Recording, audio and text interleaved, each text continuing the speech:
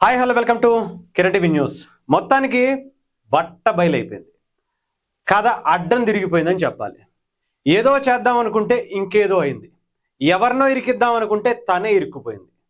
మొత్తానికి డామిడ్ కథ అడ్డం తిరిగిపోయింది. ఏంటి అంటే మనందరికీ తెలుసుగా, రైల్వే కోడూరు జనసేన ఎమ్మెల్యే అరవ శ్రీధర్కి సంబంధించినటువంటి ఇష్యూ, బాధితురాలు అంటున్నటువంటి వీణ తన కథ అడ్డం తిరిగిందని చెప్పాలి. ఇదిగో వీణ పరారీలో ఉన్నట్టుగా తెలుస్తుంది. వీణ మీద 2 నాన్ బెయిలబుల్ కేసులు నమోదైనట్టుగా తెలుస్తుంది. తానే తన గోతిలో పడ్డట్టుగా అనిపిస్తుంది. ఎందుకంటే ఇప్పటి వరకు ఏదైతే ఒక జర్నలిస్ట్కి సంబంధించి తనని నిర్బంధించి హత్యాయుతం చేయబోయింది అనేటువంటిది ఏదైతే జరిగిందో దాని మీద అతను కేసు పెట్టారు. ఆమె కొట్టబోయింది, చంపైపోయిందని, దాని తర్వాత సూసైడ్ చేసుకునేటువంటి పరిస్థితి కూడా అతనికి వచ్చింది. ఆ తర్వాత దాని మీద కేసు పెట్టినా కూడా దాని మీద ఆధారాలు లేకపోవడంతో కేసుని సరిగ్గా ముందుకు తీసుకువెళ్ళలేకపోయారు. కాకపోతే ఇప్పుడు సందెట్లో సడేమియా అన్నట్టుగా ఆ కేసు తెర మీదకి వచ్చింది. ఎందుకు అంటే ఈమె వీడియో రిలీజ్ చేసినప్పుడు ఆ వీడియోను కూడా రిలీజ్ చేసింది. అంటే అనుకోకుండా జరిగిపోయింది పాపం. దీంట్లో ఇలా పలానా విలేకరు వచ్చారు, దానికి సంబంధించినటువంటి ఆధారాలు సేకరించారు, అదేనేటువంటి చెప్పేటువంటి ప్రయత్నంలో ఈ వీడియో బయటికి రావడంతో సాక్ష్యాలు దొరికినట్టుగా పోలీసులు వెంటనే ఆమెని అరెస్టు చేయడం కోసం 2 కేసులు నమోదైనట్టుగా తెలుస్తుంది. దానికి సంబంధించి ఒక్కసారి మీకు చదివి వినిపిస్తాను. BNS 308, BNS 351 డెడ్ విత్ 3/5 సెక్షన్ల కింద కేసు నమోదు చేశారట. ఫోన్ స్విచ్ ఆఫ్ చేసుకుని తను పరారీలో ఉన్నట్టుగా పోలీసులు అయితే చెబుతున్నటువంటి పరిస్థితి కనిపిస్తుంది. ఒక్కసారి మీకు పోలీసుల మాటల్లో కూడా ఒకసారి వినిపిస్తాను.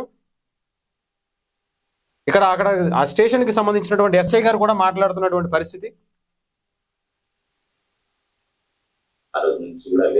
హైదరాబాద్ స్విచ్ ఆఫ్ వస్తా ఉంటారు. ఆమెకి నోటీస్ అయితే ఇస్తున్నాం, వాళ్ళకి వెరిఫై చేస్తాం.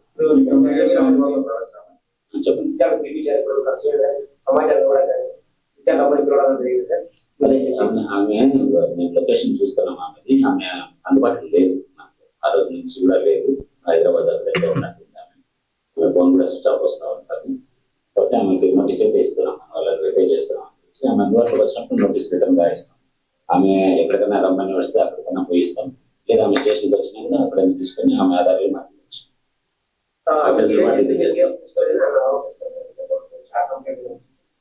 అవును, అది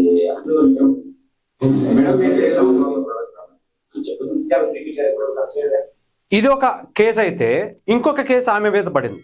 ఏదైతే నేను 5 సార్లు అబార్షన్ చేపించుకున్నాను అని చెప్పిందో దానికి మీదకి సంబంధించి కూడా చట్టపరంగా చర్యలు తీసుకోబోతున్నట్టుగా తెలుస్తుంది.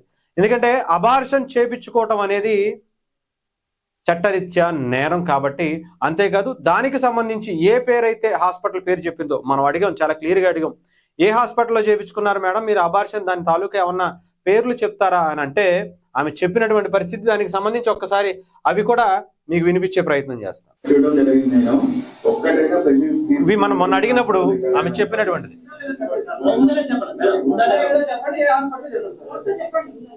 సంజీవిని హాస్పిటల్, రైల్వే కోడూరు అని చెప్పింది.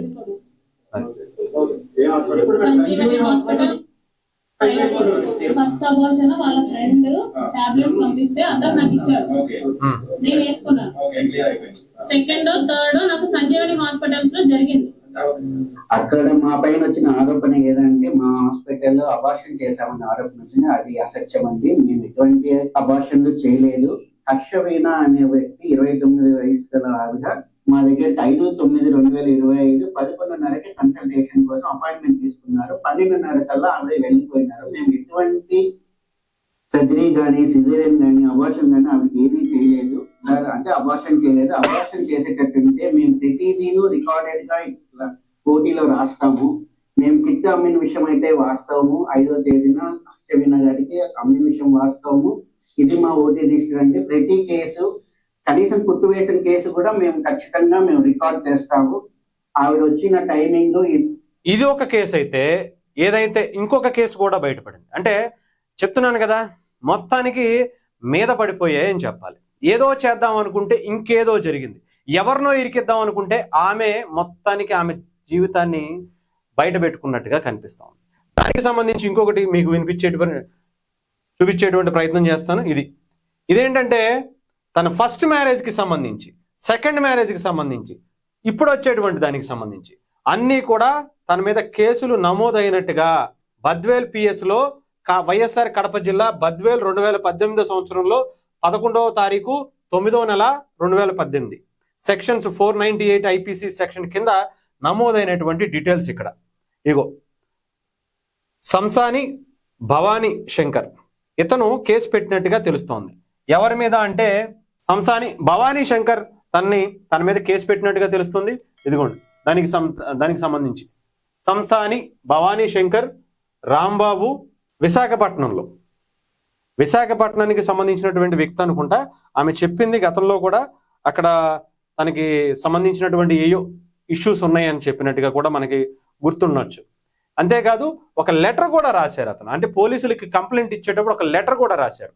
పలానా ఒక అమ్మాయి సన్ ఆఫ్ ఈ అమ్మాయి ఇలా పలానా అడ్రస్లో ఉంటుంది, నన్ను ఇబ్బంది పెడుతుంది, నాకు ఆమె నుంచి విడాకులు కావాలి, దయచేసి ఆమె నన్ను చాలా దారుణంగా ఇబ్బంది పెడుతుందని మొదటి భర్త అని చెప్పి ఈ భవానీ శంకర్ అనేటువంటి అతను కూడా పెట్టినట్టుగా కూడా తెలుస్తా ఉంది. అంటే వరుసగా ఒకదాని తర్వాత ఒకటి. ఇది కూడా ఫస్ట్ మ్యారేజ్ సంసాని భవానీ శంకర్ 2018లో రికార్డెడ్ ఎఫ్ఐఆర్ నమోదైంది. Second marriage without divorce, late married Nagamuni Reddy, ఇతనికి సంబంధించి కూడా ఇంకా డైవర్స్ ఇవ్వలేదని ఆమె చెప్పింది.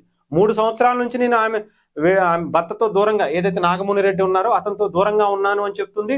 అలాగే ఇంకొక విషయం ఏంటంటే, ఎవరైతే మొదటి భర్త రెండో భర్త నాకైతే తెలియదు, కానీ ఒక భర్తకు సంబంధించినటువంటి వాయిస్ కూడా వైరల్ అవుతున్నటువంటి పరిస్థితి. ఆమెతో చాలా విసిగి వేసారిపోయి ఉన్నాను, అందుకే నేను ఆమెను వదిలేశాను, దూరంగా ఉంటున్నాను అని చెప్పినటువంటి వాయిస్లు కూడా బయటకు వస్తున్నటువంటి పరిస్థితి. అంతేకాదు ఇంకా చాలా ఉన్నట్టుగా బయటకు వస్తున్నట్టుగా కూడా మనకి తెలుస్తా ఉంది. అవన్నీ కూడా ఆమె మెడకు చుట్టుకునేటువంటి పనిలో ఉన్నాయి. ఏ క్షణాన్నైనా కూడా అరెస్ట్ చేసేటువంటి పరిస్థితి అయితే కనిపిస్తా ఉంది. ఇక్కడ చూసుకోవచ్చు, ఇదిగోండి ఇక్కడ ఆమెకు సంబంధించినవి చాలా క్లియర్గా కనిపిస్తా ఉన్నాయి. ఇక్కడ ఆమె అడ్రస్ కావచ్చు, వాళ్ళ నాన్నగారి పేరు సుజన్ కుమార్, ఇక్కడ చాలా క్లారిటీగా చూసుకోవచ్చు. ఏది ఆ అమ్మాయి వాళ్ళ నాన్నగారి పేరు ఎస్ఐ గారికి రాసిచ్చింది. నేను తెలిసినటువంటి ఈ అడ్రస్ నా కాపురమునకు బీకామ్ పూర్తి చేసి ప్రస్తుతం ఇంటి వద్దనే ఉంటున్నాను, దానికి సంబంధించినటువంటి అన్నీ కూడా మీరు చూసుకోవచ్చు. చాలా క్లారిటీగా ఇక్కడ కనిపిస్తున్నటువంటి పరిస్థితి. అంటే బెంగళూరులో సాఫ్ట్వేర్ ఉద్యోగి అయితే అతనుకు దానికి సంబంధించినటువంటి అంటే పర్సనల్ ఇష్యూసే ఇవి, వేరే ఏమీ కాదు. కాకపోతే మనం దీని గురించి మాట్లాడడానికి ఆమె ఇప్పుడు ఇక్కడ బయటకు వచ్చింది కాబట్టి చెప్తున్నా. అవన్నీ కూడా వాళ్ళ పర్సనల్ ఇష్యూసే. ఆమె మనం అడిగినప్పుడు కూడా, అమ్మ మీరు డైవర్స్ ఇచ్చారు కదా, ఎందుకు ఇచ్చారు, ఏంటి డైవర్స్ ఇచ్చారా అంటే ఇవ్వలేదంటే నేను ఎవరికి ఇవ్వలేదు, నాకు ఇప్పటివరకు ఒక్కసారి కూడా డైవర్స్ అవ్వలేదని చెప్పింది. బట్ ఇక్కడ చూస్తే డైవర్స్ అయినట్టుగా, ఇంకొక పెళ్లి చేసుకున్నట్టుగా కూడా బయటకు వచ్చింది.